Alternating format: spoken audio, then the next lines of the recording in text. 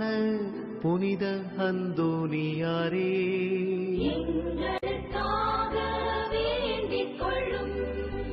பக்திஸ்வாலகசபையின் நவரத்தினமான புனித அந்தோனியாரே, எங்களுக்காக வேண்டிக் கொள்ளும்.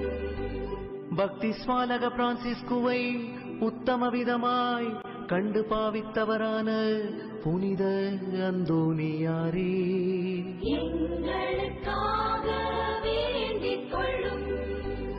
ஆத்துமாக்களை ரட்சிக்க வேண்டுமென்னும் ஆவலினால் அப்போஸ்தலரான புனித அந்தோனியாரே, எங்களுக்காக வேண்டிக் கொள்ளும்.